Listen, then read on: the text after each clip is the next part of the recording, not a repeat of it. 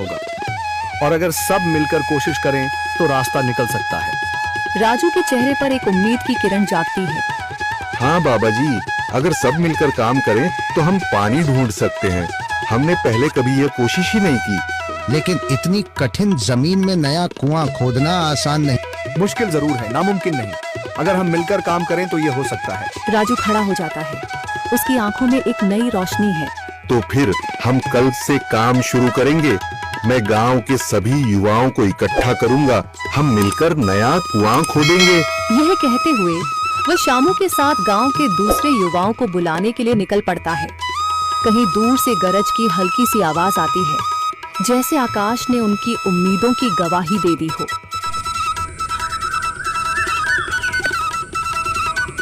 अगली सुबह राजू और शामू गांव के युवाओं को इकट्ठा करने निकल पड़े। चौधरी महेश की हवेली के सामने एक भीड़ जमा है। बाबा जी, संदरी, गांव के कुछ बुजुर्ग और किसान सभी मौजूद हैं। हम हाथ पर हाथ रखकर नहीं बैठ सकते। अगर अल्लाह ने हमें हिम्मत दी है तो हमें खुद पानी के लिए मेहनत करनी होगी। हम एक नया कुआं खोदेंगे। लेकिन राजू, क्या हमें यकीन है कि वहाँ पानी मिलेगा? बेटा, पानी जमीन के अंदर होता है, बस सही जगह खोदने की जरूरत है। हमने अपने बुजुर्गों से सुना था कि पुरानी नहर के पास जमीन नरम थी, शायद वहीं पानी हो। बाबा जी सही कह रहे हैं। अगर तुम सब यह काम करने के लिए तैयार हो तो मैं अपने कुछ मजदूर भेज सकता हूँ। धन्यवाद चौधरी जी, लेकिन हम सब खुद भी मेहनत करेंगे। यह हमारे गांव के अस्तित्व की लड़ाई है। संदरी, जो अब तक चुप थी, आगे बढ़ती है। हम औरतें भी पीछे नहीं रहेंगी। हम पानी लाने की व्यवस्था करेंगी, खाना बनाएंगी, ताकि तुम सब आराम से काम कर सको। यही हिम्मत चाहिए थी संदर। पूरा गांव एक नई उम्मीद के साथ कुआं खोदने की तैयारी में जुट जाता है।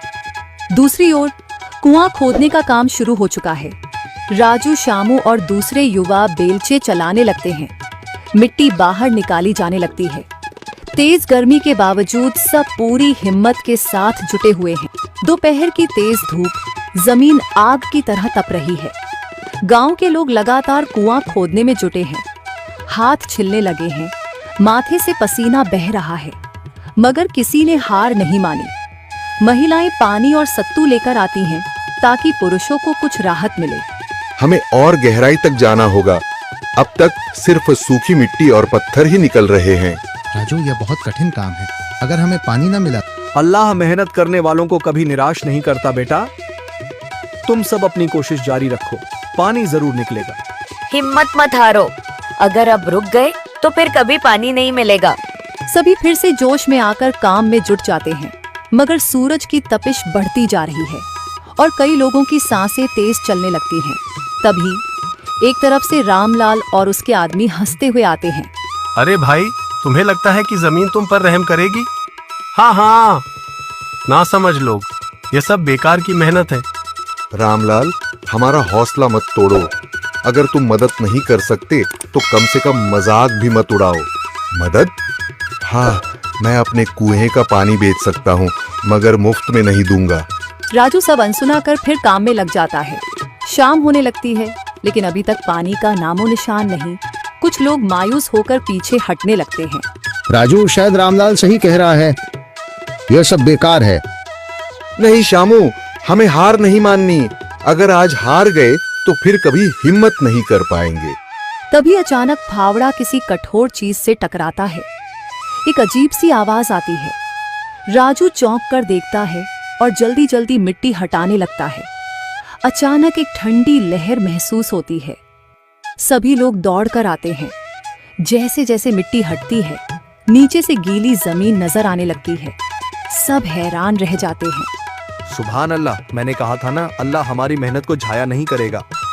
राजू और बाकी सभी जोर लगाते हैं। कुछ ही पलों बाद अचानक मिट्टी के नीचे से पानी की एक छोटी सी धारा फूट पड़ती है। गांव वाले खुशी से चिल्ला उठते हैं। पानी, पानी निकल आया।